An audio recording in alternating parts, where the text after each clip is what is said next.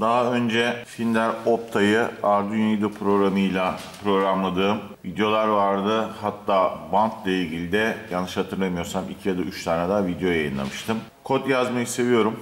O yüzden bazı alıştırmalar yapıyorum çalışmak için. Bu ara o çözümleri de video halinde sizlere sunuyorum. Şimdi bant yapımızı daha önceden anlatmıştık. Hatta Finder Opta'nın üstünde işte şurada yeşil led yanıyor. Yeşil ledin CPU'nun RAM'a geçtiğinde çalıştığını, hatta butonlara bastığımızda ya da işte sınav anahtarları ya da sensörlere üstünde kırmızı ledi yaktığımı, input'u böyle algıladığımı, işte şurada da çıkış ledini motor çalışırken yaktığımı ve çıkış verdiğini gösterdiğimi söylemiştim. O kısımlarına girmeyeceğim.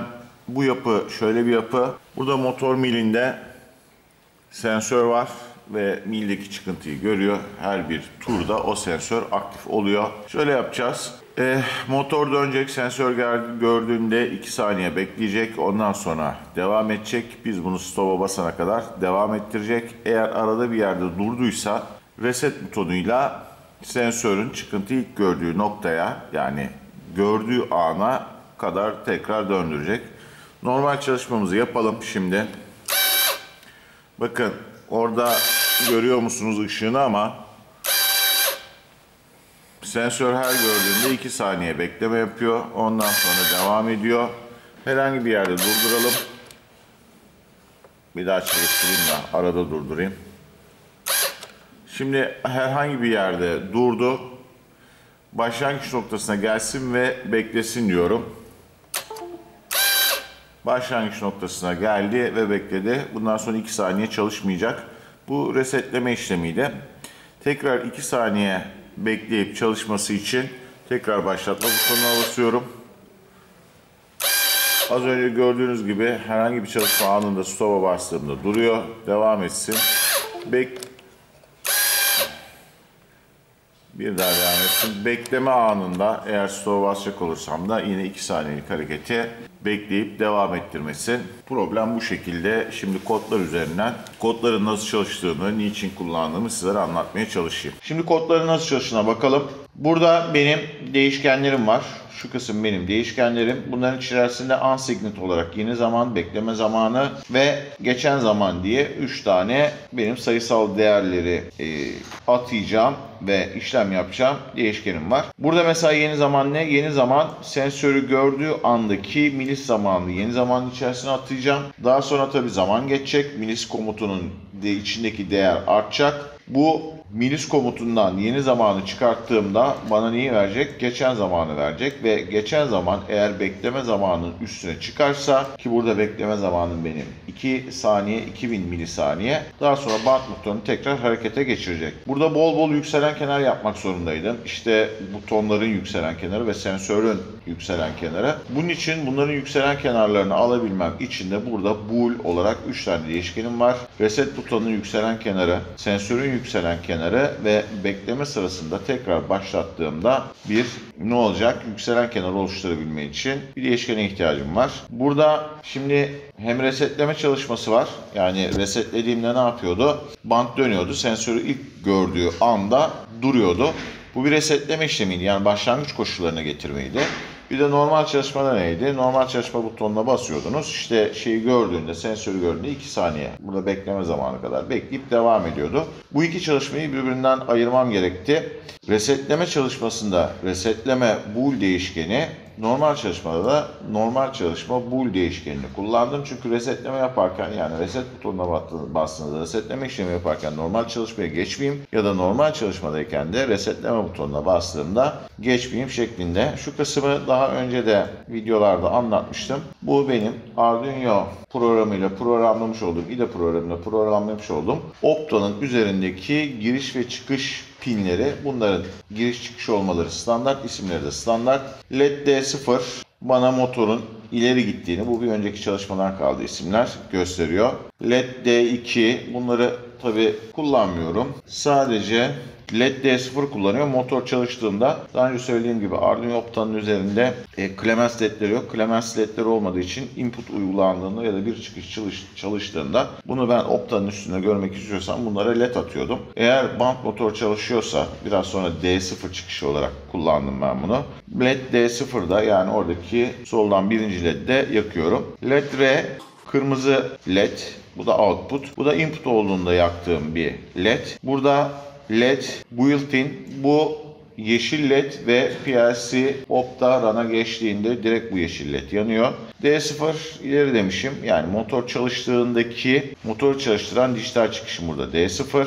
Inputlarım var.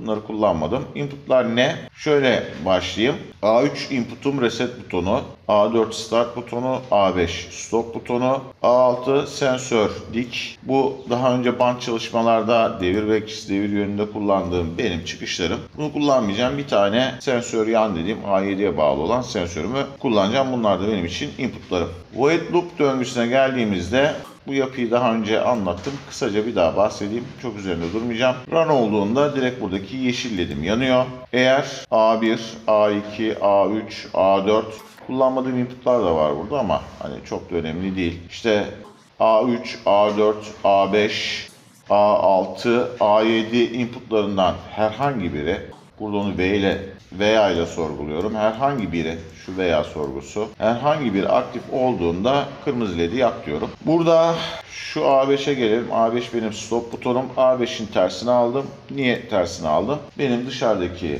A5 butonum normalde kapalı buton. Normalde açık buton bağlanmış gibi düşünürüz biz PLC'lerde. PLC ile ilgili bu kısmını daha önce açıkladığım birçok video var. Onlara göz atabilirsiniz. Yani şöyle söyleyeyim, butona bastığınızda PLC'nin o input klemensi işte ne olur?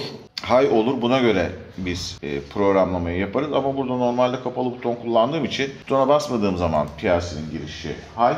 Ve o nedenle de dışarıda kapalı buton kullandığım için de içeride ben bunun tersini aldım. Bunu daha önce anlattığım için çok üstünde durmayacağım. Ve burada da A1, A2, A3, A4, A5, A6, A7 neyse tüm inputlarımın hepsi low'sa, yani inputların herhangi birine basılmıyorsa kırmızı led'i söndürüyorum. Bu şu anlama gelir. Herhangi bir input verdiğinizde Opta'nın üstündeki kırmızı led yanacaktır. Tabii yeşille kırmızı beraber yanacağı için, çünkü RAM'da yeşil yanıyordu. Bu turuncu gibi gözükecek input olduğunda. Gelelim şimdi çalışmaya. Önce ben eğer demişim stop butonuna basmışsam, A5'e bağlı stop butonuna basmışsam, kapalı buton olduğu için dışarıda, içeride bunu değilledim. Çıkışan dijital çıkışım, çalışan dijital çıkışım D0 ve LED D0 sönsün demişim ve burada kullanmış olduğum, az önce programda kullandığım ve burada göstermiş olduğum tüm değişkenleri de low'a çekeyim. Herhangi bir önceden çalışan bir veri olmasın. Yani stop'a bastığımda resetleme, normal çalışma, reset yükselen, sensör yükselen, işte bekleme yükselen hepsini low'a çekeyim. Yani başlangıç koşullarına çekeyim. Çünkü bunların başlangıç koşulları ne? Burada gördüğünüz gibi low. Şimdi bu ilk kısımda ben resetlemeyi anlattım. Resetleme neydi? Reset butonuna bastığınızda ilk sensörü gördüğü anda çıkıntı oraya kadar motoru döndürecek. Orada kalacak. Bir bekleme falan yapmayacak, yani biraz sonra gördüğünüz gibi 2'şer saniye sadece kalacak. Başlangıç koşullarını almış olacağım. Şöyle söyleyeyim. Sistem normal çalışmada değilse, yani normal çalışma low'sa, stop butonu low'sa, yani stop butonuna basılmamışsa, reset butonu high'sa, reset butonuna basılmışsa ve motor çalışmıyorsa, low'sa ve reset yükselen low'sa, reset yükselen şu çalışmayı sadece ilk gördüğünde, şartlar ilk oluştuğunda yapsın. Şartlar oluşmaya devam etse de ondan sonra devam etmesin diye yükselen kenar oluşturmak için burada ne yaptım? Kullandım. Motor normal çalışıyorsa resetleme işlemi çalışmasın. O yüzden low sorgusunu sordum. Normal çalışıyorsa stop'a bas, ondan sonra resetlet. Stop'a basılıysa da bu işlemi başlatma ve burada da benim reset butonum bağlı olduğu A3 pinine bakıyorum. Bu artık basılmışsa, yani high'sa, bu ara bu motor çalışmıyorsa falan aslında bazı şartları kaldırabiliriz ama programda bazen şöyle bir şeyler oluyor. Program bir yerden beklemediğimiz bir düşünceden işte açık buluyor diyeyim ve oradan program çalışıyor. Biraz sonra mesela aşağıda anlatacağım. PLC'ye direkt yüklediğinizde PLC direkt çıkış verip çalışmaya başlamıştı. O nedenle yani olası görmediğimiz noktalardan gol yememek için tüm tüm olasılıkları ben buraya V komutuyla peş peşe dizmişim ve dediğim gibi yükseleni sorguladığım bir yer var. Tabii bu döngüye bir daha girmesin diye şu şartlar sağlanmış olsa bile şu döngüye bir daha girmesini istemediğimden reset yükseleni high yapmışım. Reset yükselen high olunca artık bu şart bozuluyor. Şu şartlar sağlansa dahi bunlar V sorgusu içerisinde olduğundan dolayı buraya sadece bir kere giriyor. Ve high yap demişim. Daha sonra resetlemede olduğunu, yani çalışmanın resetlemede olduğunu high yap demişim. Çalışma resetlemedeyken ben normal çalışmayı ne yapamayacağım, biraz sonra çalıştıramayacağım. Normal çalışmada da şurada normal çalışma low sorgusunu yaptım. Eğer normal çalışma ise benim sistemim zaten bura high olacak. Mesela bu ne diyeyim ben size, resetleme işlemini, yani başlangıç noktasına resetlemeden kastım başlangıç noktasına getirme işlemini yapamayacağınız. Aynı şekilde resetleme işlemi yapıyorsam ben bunu high yapıp aşağıda sorguda göreceksiniz biraz sonra normal çalışmaya geçemeyeceğim. Ne zamana kadar? Stop'a basıp şunları low'a çekene kadar. Daha sonra dijital çıkışımı çalıştırın, motorum dönmeye çalışsın, başlasın ve ben bunun çalıştığını görmek için LED D0'da ne yapayım? Yakayım. Artık bu sorguya bir kere girdi. Şurada yükselen kenar şartımı high'a çektiğim için bir kere girmedi. Artık butondan elimi çekmişsem bu yükselen kenar şartı artık ortadan kalkabilir. Niye? Çünkü butondan elimi çekmişsem A3 artık high olmayacaktır, low olacaktır. Zaten burası döngüye tekrar girişi ne yapacaktır? Engelleyecektir. O zaman dedim ki A3 eğer low'a çekilmişse, az önce high yaptığım şurada reset yükselen high'sa reset yükseleni low'a çek demişim ve artık butondan elimi çektiğimde bir sonraki çalışmaya hazır olması için reset yükseleni low'a çekmişim. Bir sonraki çalışmada reset yükseleni ne olarak görecek? Low olarak görecek ve girecek. Ama dediğim gibi bunu ne zaman değiştirdim? Şu şart ortadan kalktığında, yani high değil artık low, bu şart ortadan kalktı.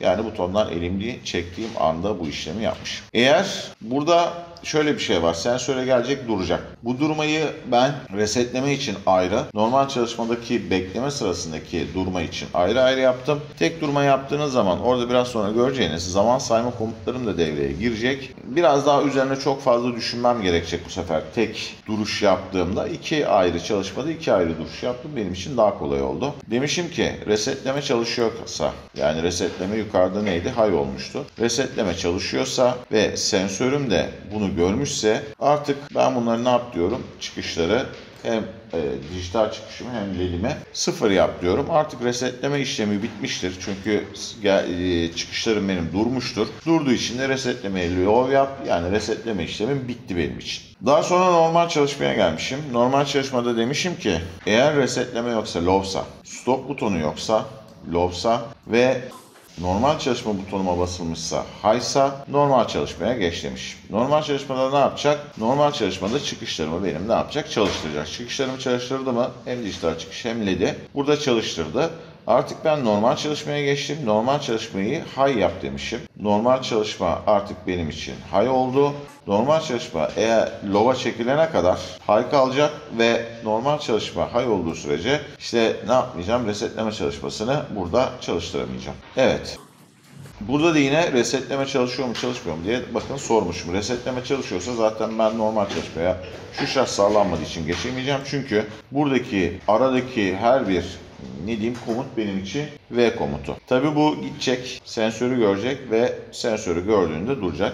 Eğer sensörü görmüşse, A7'de bağlı sensörüm high olmuşsa, motor normal çalışmadaysa, high'sa, sensör yükselen low'sa, ki yine burada yükselen kenarı oluşturmak için yükselen kenar değişkenini kullandım, aşağı in. Şimdi burada durdurma kısmı, demin de dediğim gibi, nerede benim A7'm? Şurada da bir durdurma işlemi yaptım. İkisini aynı sorguya alabilirim ama şurada biraz sonra milis komutlarıyla falan işlem yapacağım için buraya bir şeyler daha ilave etmem lazım ki bu milis komutları reset çalışmada devreye girmesin. Bu ona göre daha basit ve daha görünür olduğu için iki durdurmayı da ne yaptım? Ayırdım. Ne oldu? Sensöre çarptı ve high olarak gördü. Normal çalışmadayım ve sensör yükselen de low. Yükselen kenar almak için hemen bu döngüye bir daha girmesin diye sensör yükseleni high'a çekmişim. Daha sonra ikisini birden durdurmuşum çıkışlarımı. Yani hem LED'imi hem dijital çıkışımı, motoru bu şekilde ne yaptım? Durdurdum. Daha sonra yeni zaman diye değişkenimin içerisine şu anda akmakta olan milis değerini ekledim. Tamam. Milis değerini ekledim. Şu anda örneğin milis 10.000'deyse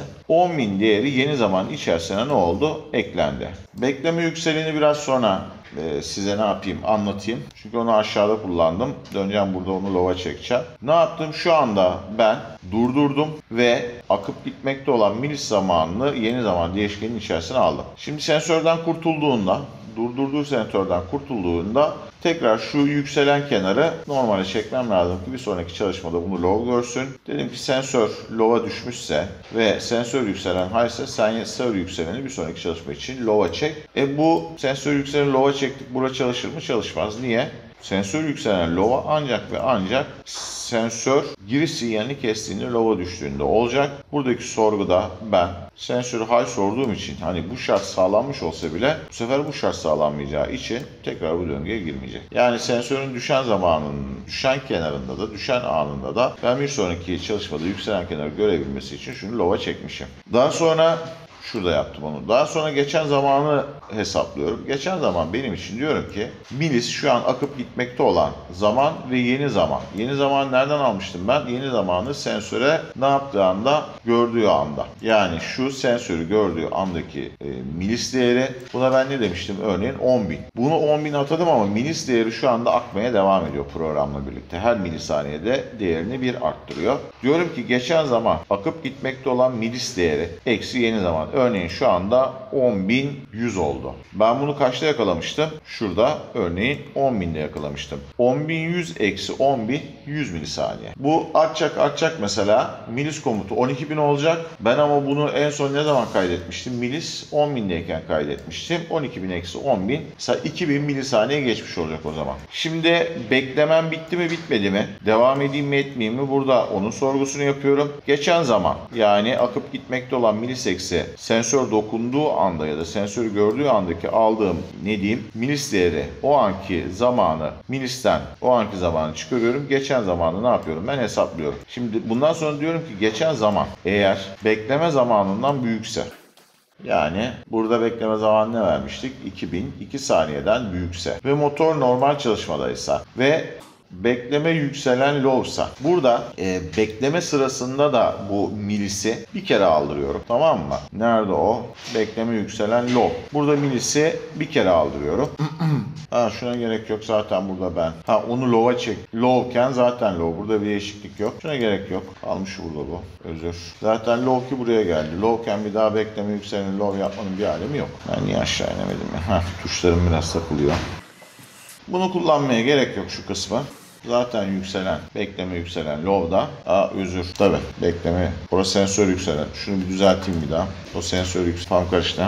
Bekleme yükselen burada kalsın ama biraz sonra anlatacağım. Şu sensör yükselen. Tamam. Şuradaki bekleme yükselen şuradaki şart sağlandığında şu işlemi bir kere yapsın. Çünkü geçen zaman bekleme şöyle söyleyeyim, bekleme zamandan büyük olmaya devam edecek. Doğru, tamam. Orada olacak. Bekleme yükselen low şu anda. Şu sensör yükselenle karıştırdım ben seni. Neyse. Şu sensörün düşen kenarında da sensör yükseleni tekrar burada high low'a çektim. Şimdi geldim burada geçen zamanı hesaplattım. Şimdi diyorum ki geçen zaman bekleme zamanın üstündeyse. Burada benim için bekleme yükselen şu şart sağlandığında çıkışları çalıştırdığında bunu bir kere yapsın diye. Az önce şurada sensör yükselenle karıştırdım. Tekrar özür diliyorum. Şimdi geçen zaman hesaplatmışım. Geçen zaman bekleme zamanından büyükse ve artık motor normal çalışmadaysa ve bekleme yükselen low'sa ki bekleme yükselen de şu işlemi bir kere yapsın diye yine yükselen kenar oluşturuyorum. Yani ne oldu? 2 saniye bekledi. 2 saniyenin üzerine çıktık. 2001 olduk örneğin geçen zaman. Tamam bu şart sağlandı. Normal çalışmadaydı benim motorum. Normal çalışma neydi? Normal çalışma butonuna bastığımda high yaptığım değerdi şurada. Normal çalışma high. Bekleme yükselen low. Yani yükselen kenarını aldığım bir değişken bu. Hemen buraya bir daha girmesin diye bekleme yükseleni high'a çekmişim. Daha sonra ne yapmışız? Dijital çıkışımı ve ledimi high yapmışım. Tekrar motor ne yapmaya başlamış? Çalışmaya başlamış. Şimdi şu low'da kaldı. Bu bir buton olsaydı bunun düşen kenarında da yani buton low'a geldiğinde şunu high'a çekerdik. Daha önce yaptığımız gibi. Peki bunu tekrar burada high yaptım. Nerede low olacak? O da şurada. Bekleme yükselen. Çalışmaya başladı mı? Çalışmaya başladı. Ve çalışmasını sürdürürken benim bunu tekrar lova çektiğim yer durduğu yer.